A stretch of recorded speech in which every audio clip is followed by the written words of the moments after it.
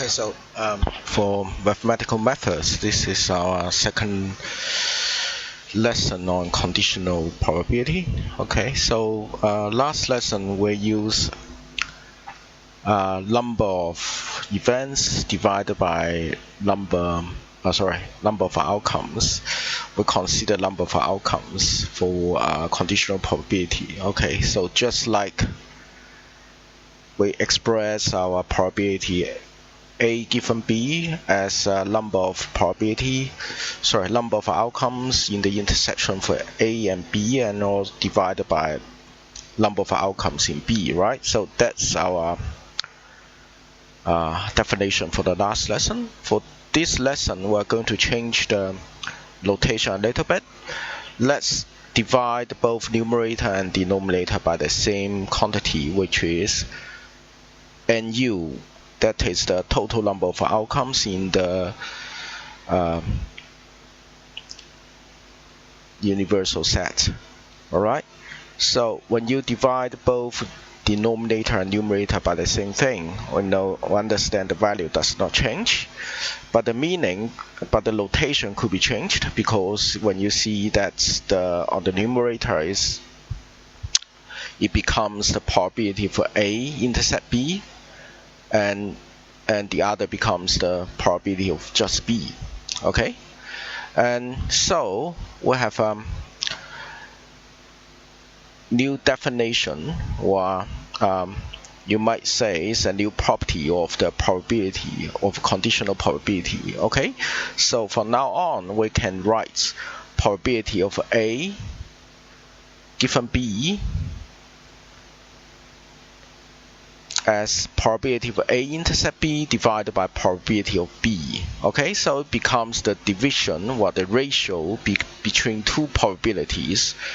So a conditional probability can be expressed as the ratio between two probabilities. So now we use probability to express probability. Okay, and if you change the terms a little bit, for example, if you multiply that's B to the other side, then you could express that's the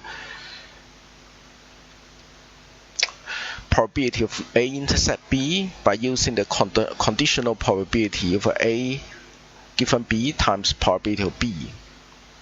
Okay, so that's what we call multiplication rule of the probability. Okay, if you still remember, there's an addition rule for of probability, which is to deal with the union of two probabilities, of two events. The union of two events.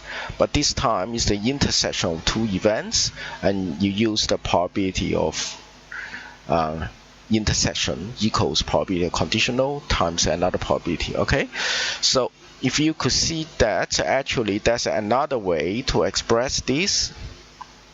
For A intercept B, you might express this as B on condition for A times probability of A. Alright, so there are two ways to look at this. Okay, so that's the most important equations or properties for the conditional probability. Okay, at least for this lesson and the next one, we are going to use these two formula quite heavily. So let's have some simple notation treatment on the probability for A intercept B and A on condition B. Okay, let's say you are given the probability for A, probability B, and also probability of B on condition for A. How could we find that probability A intercept B? Okay, because we have probability of B given A, so you could express that probability A intercept B as probability B given A times what? Probability of A. Okay, so remember, if that's you express that A intercept B as probability B given A, you must multiply by probability for A. If you express this as probability A on given B, then you must multiply probability of B. Alright? So the first probability is given as 0.8, the second probability is 0.5, so it becomes 0.4. Alright, so that would be our first one. So let's see, can we find probability A on condition B as well? Alright, so for this conditional probability, we need to use the ratio between two probability to find it, right? So that would be probability A intercept B. Okay, it's a bit like the one we've learned, but last time we used number of outcomes in the events, but this time we use probability, right? Remember, if that's on condition B, then you need to divide by PB. Alright, so have we got that probability A intercept B? Yes, we got that as 0.4, and probability of B is 0.6. Okay, so that will give you 2/3.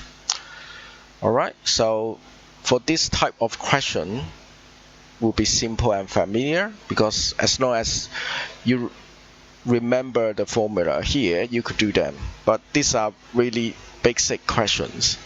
Okay, so let's see another simple familiar one, but this time you need to do a little bit interpretation. Alright, so let's see the question. In high school, 80% of students are right-handed, and of the right-handed students, 45 students say mathematics is their favorite subject, while of the left-handed students, 80% say mathematics is their favorite subject. Alright, so at least you need to see two events from the question. And for A, is a student chosen at random, prefers mathematics, and is right-handed. So you see actually there are two events. Prefer mathematics, one event, right-handed, another event. Alright, so let's say we denote that prefer mathematics as M and right-hander as R. Okay, so basically what part A is asking is probability of A intercept, not A anymore, is M intercept R. Okay, so let's see what do we have. Let's list out. Okay, so the first condition we have is 80% of students are right-handed. Okay, so that means PR is 80%. So we write PR 80%. Possibly we could use decimal number. Of the right-handed students, 45% say mathematics is their favorite subject. Alright, so what do we mean by this sentence? Of the right-handed student, that means you select that student knowing that he's right-handed. So you form a group of right-handed students. Okay, if you select a student, there are 45% chance you find a student whose favorite subject is mathematics. Okay, so that seems to me a conditional probability. Okay, because of the right-handed students, 45% says that. Alright, so that for me is a conditional probability of M given R. Okay, and that's another conditional probability in a very similar fashion. Well, of the 80% left-handed students say mathematics is their favorite subject. Okay, so that's probability of what? Okay, this time again mathematics is their favorite subject given they are left-handed. Okay, alright, so let's see.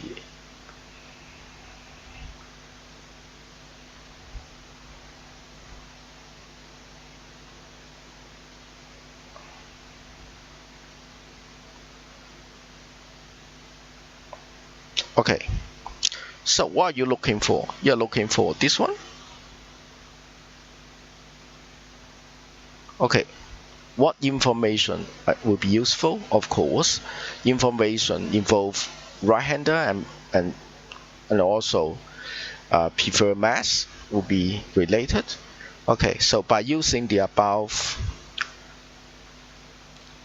properties here, we might have probability of M on condition R times probability of R. Alright, so that would be 0.45 times 0.8.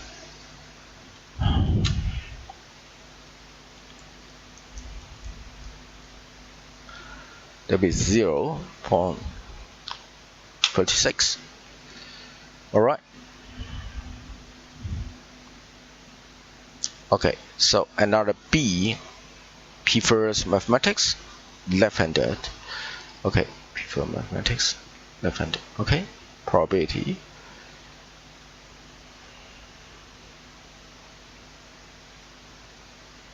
Okay, so this time,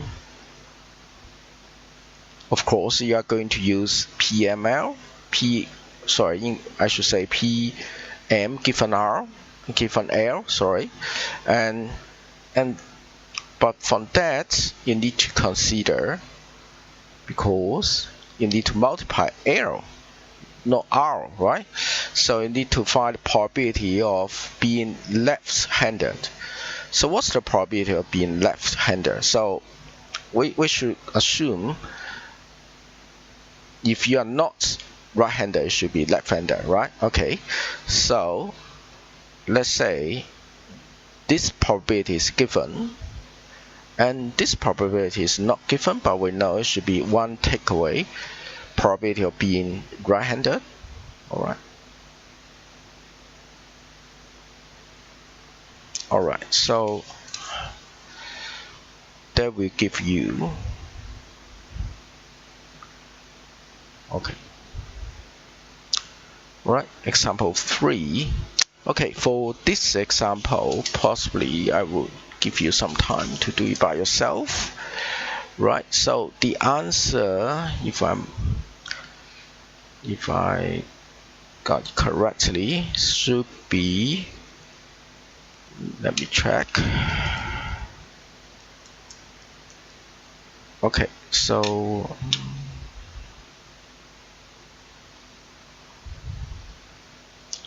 prefer mass and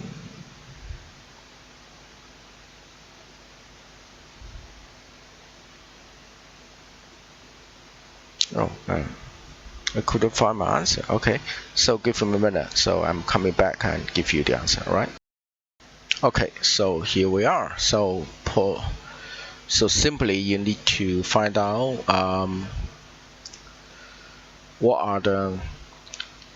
what those numbers means. All right. So in particular, you need to be aware of where is the conditional probability. So one condition is that the student is a male, and I use F complement, that means not female, right? The other condition is the student is a female. Alright, so you got the conditions right, and you got the probability into correct notation, and you apply the formula, and you could do it. Okay.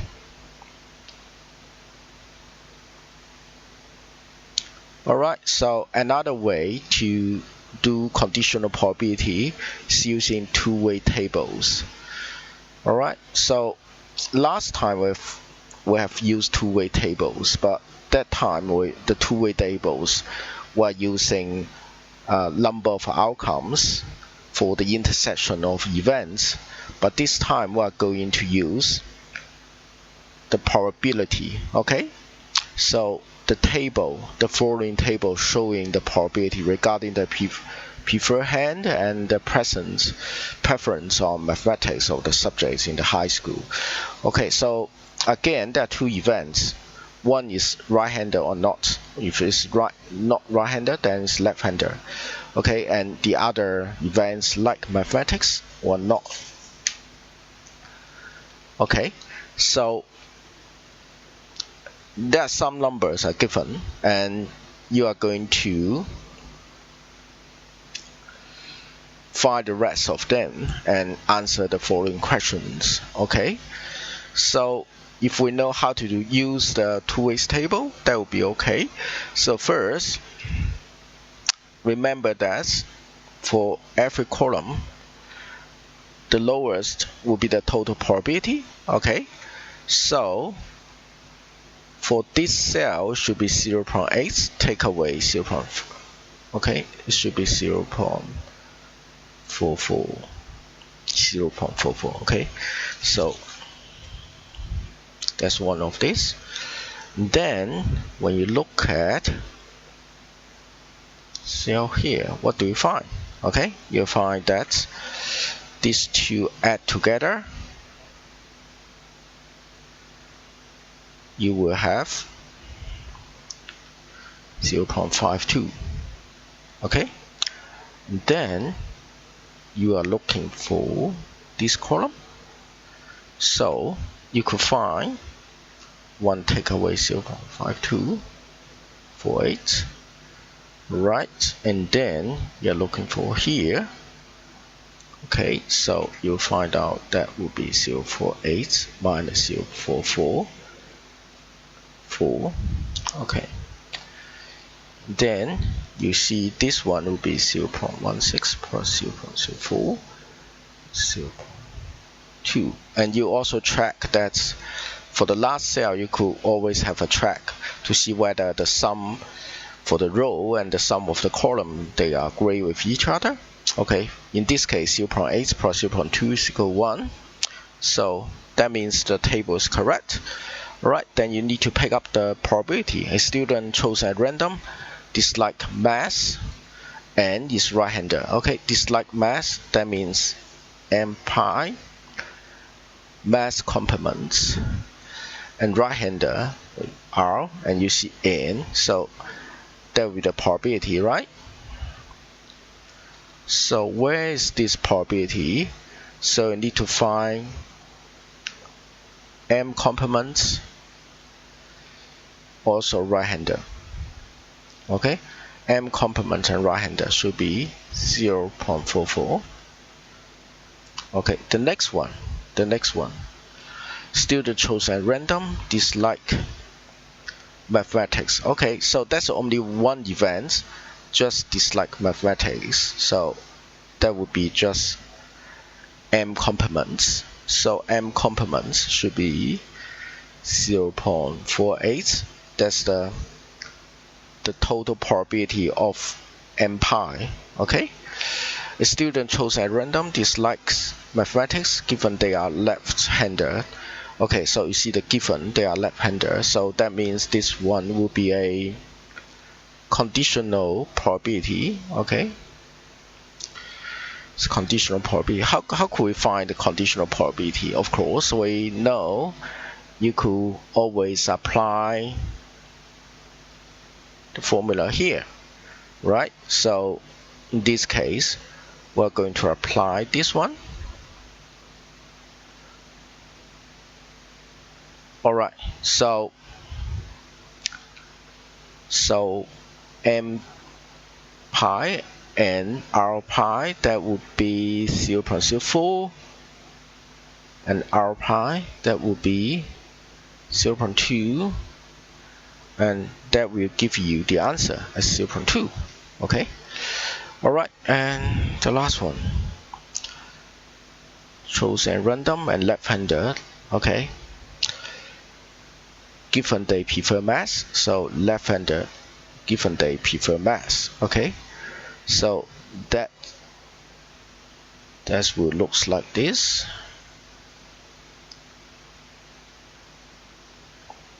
Okay, probability left-hander and likes mass, left-hander like mass, so that would be 0.16. Okay, they like mass. Alright, so that's the way to do it. Okay, alright, and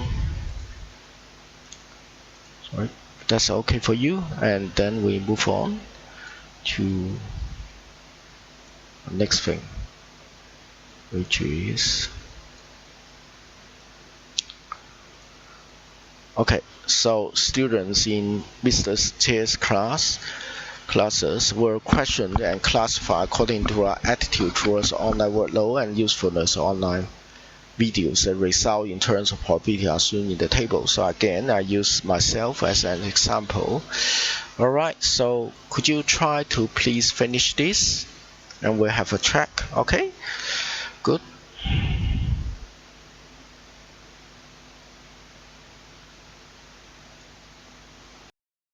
Okay, so I circle a number which is the order I find out the answer. Okay, so the first one would be the cell representing videos are not useful and workload so stressful. Okay, so you have, because you got this row, alright, sorry, you got this row, you got two numbers, 0.4 and 0.1, so that's the first row, just like 0.4, take 0.1, becomes 0.3.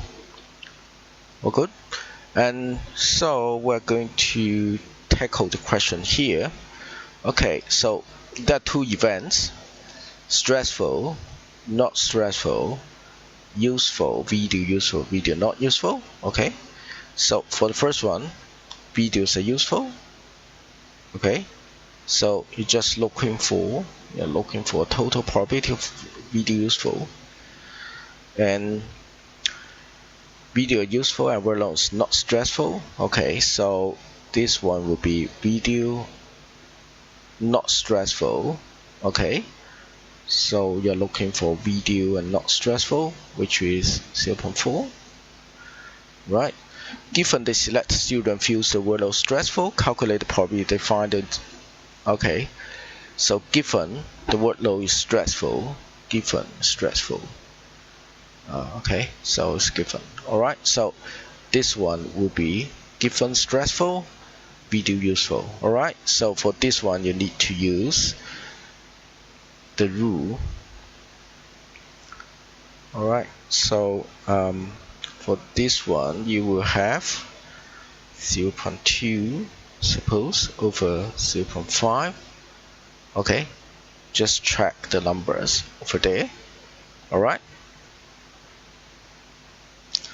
okay, given the student feel the video are not useful.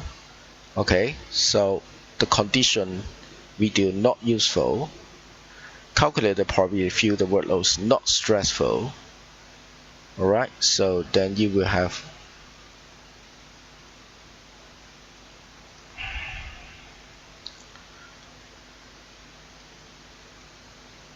okay, all good. Alright, so seems it's not that difficult for you guys, right? Okay, this one. Alright, so and we sometimes, even though they don't ask you to use a two-way table like this one, but it would be helpful for you to construct a two-way table. Otherwise, sometimes it could be tricky. Alright, okay, so let's see how could this be done. Alright, so let's say if you got 0.3, 0.6, and also you have A on condition B, you might try not to use two-way table, but it's just my suggestion. That's a two-way table will be helpful for most of the students, I guess. Alright, so let's draw a two-way table. Remember, two-way table should be 3 to 3. Right.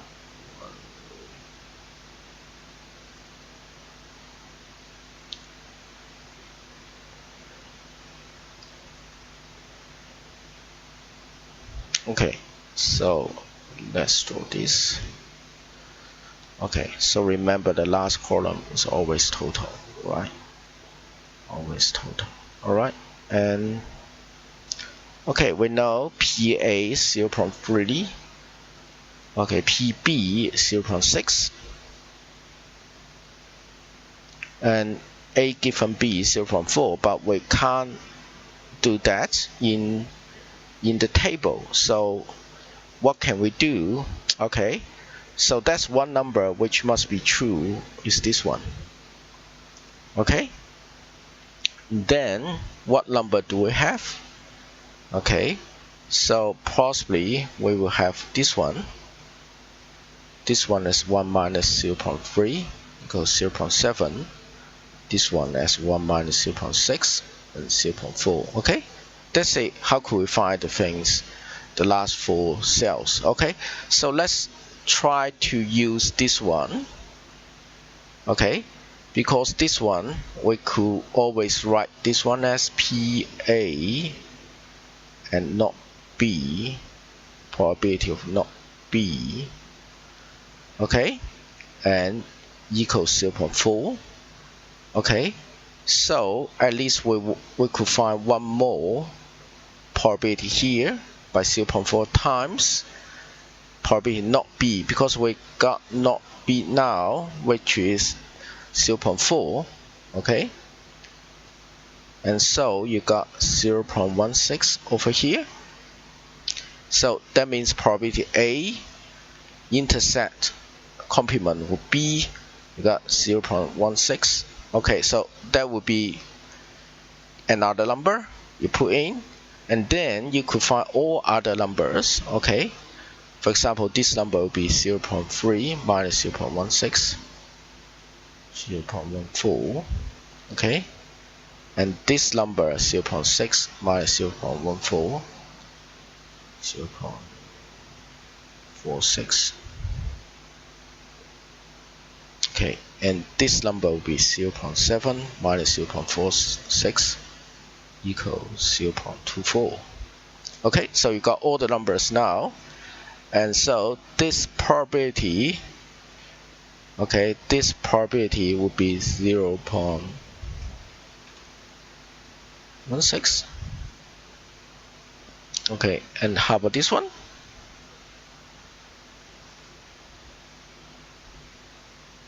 .14. And how about this one? Okay, for C we need to do a little bit calculation, don't we?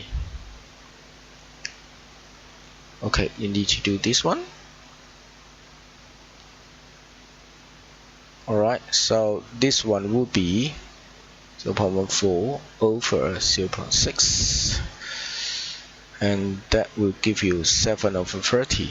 Okay, that's the answer. Sorry about my handwriting. D, probability B given not A, that will be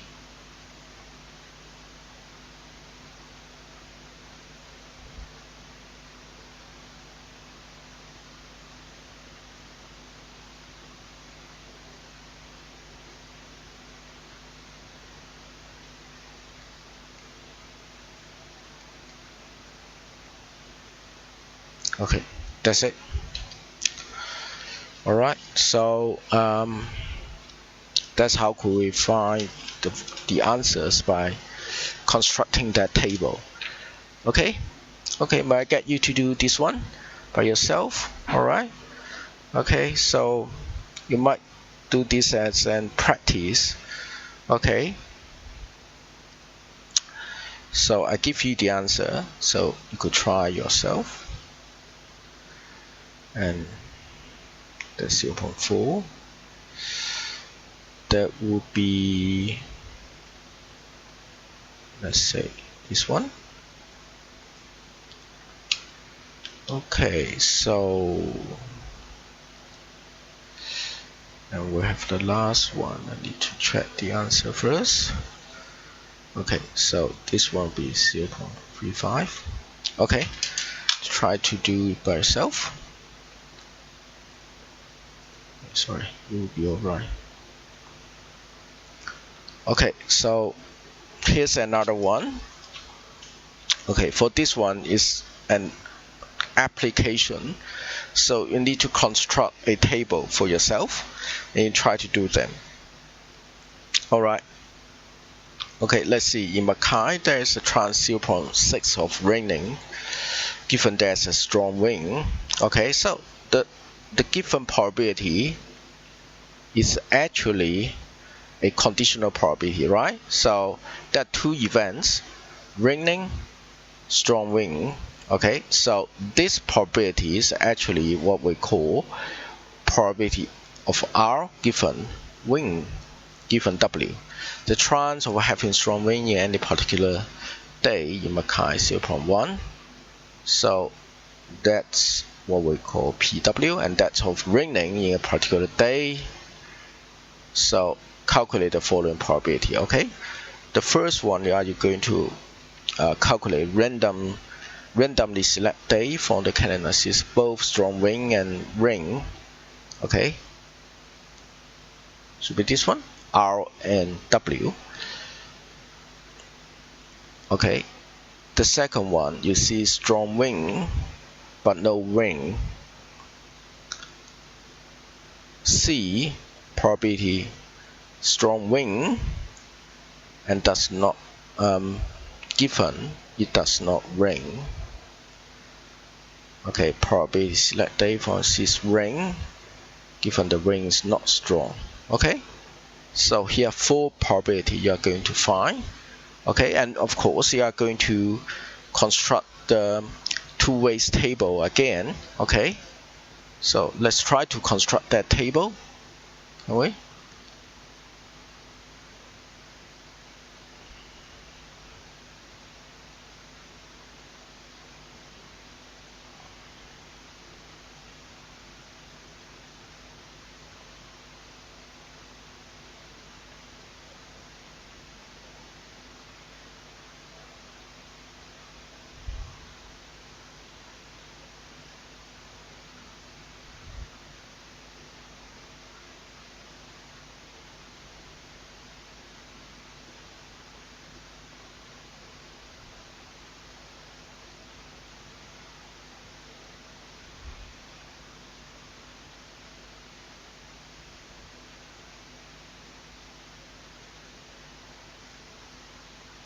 Okay, so if things just goes like this, so we're going to have rain,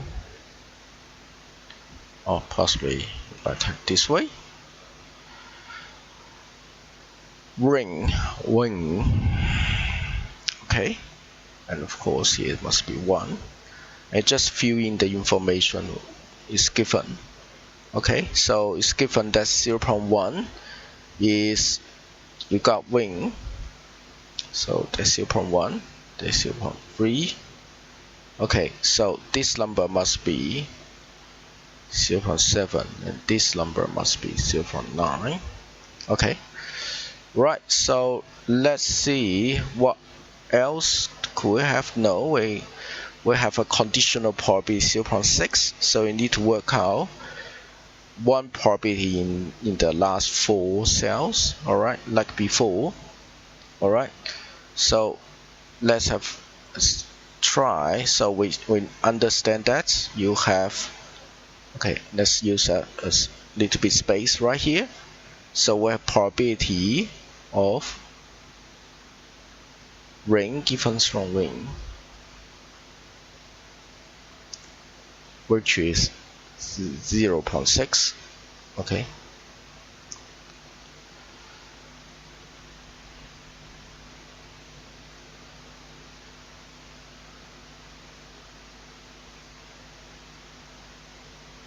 alright, so basically you can find out, because we got ring which is 0.06, so you could fill in something 0.06 here. So that means you could find out the value here is 0.1, take away 0.06. Okay, 0.04 right here. Okay, and you could find out the information here as well.